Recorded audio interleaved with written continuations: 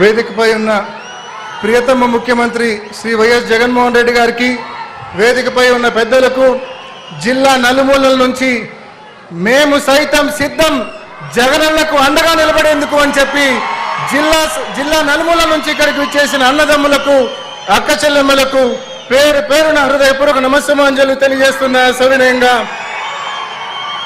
జగనన్న ప్రభుత్వం వచ్చిన ఈ 5 సంవత్సరాల్లో అనేక మార్పులు, అనేక ఆలోచనలు. నిజంగా ఆలోచించండి.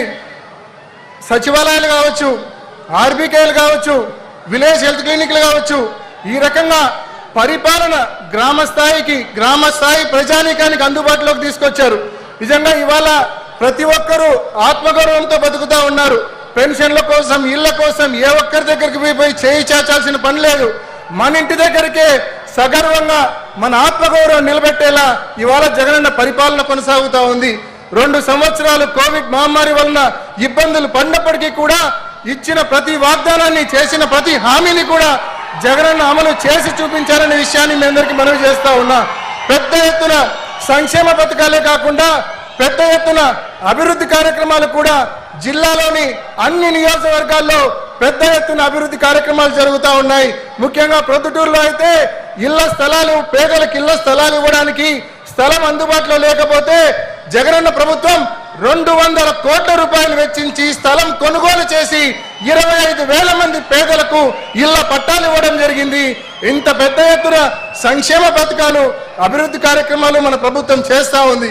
ఇంతేకాకుండా సాగునీటి విషయంలో ఇవాళ జిల్లాలో గండికోటలో మనం 27 టీఎంసీలు నిల్వ చేసుకోగలుగుతా ఉన్నాం. జగనన్న ప్రభుత్వం రాకముందు కనీసం 5 టీఎంసీల నీళ్లు కూడా అక్కడ నిల్వ చేసుకోలేని పరిస్థితి. దాదాపు 900 కోట్ల రూపాయలు ఖర్చు చేసి ఇవాళ అక్కడ 27 టీఎంసీల నీళ్లు స్టోరేజ్ చేసుకుంటా ఉన్నాం. 3 సార్లు స్టోరేజ్ చేస్తాం ఈ 5 ఏళ్లలో మనం 27 టీఎంసీలు. అదేవిధంగా సిబిఆర్లో 10 టీఎంసీల నీళ్లు మనం స్టోర్ చేశాం. ఇంత పెద్ద ఎత్తున సాగునీటి ప్రాజెక్టులు కూడా జగనన్న ప్రభుత్వంలో స్టోరేజ్ కావచ్చు, పనులు కావచ్చు మరి జరుగుతూ ఉన్నాయి. ఇన్ని మంచి పనులు మనం చేస్తూ ఉన్నాం కాబట్టి ప్రతిపక్షాలకు మనల్ని ఏలు పెట్టి చూపించే పరిస్థితి లేదు. కాబట్టి ఇవాళ వ్యక్తిగతంగా క్యారెక్టర్ అసాసినేషన్ చేస్తూ ఉన్నారు.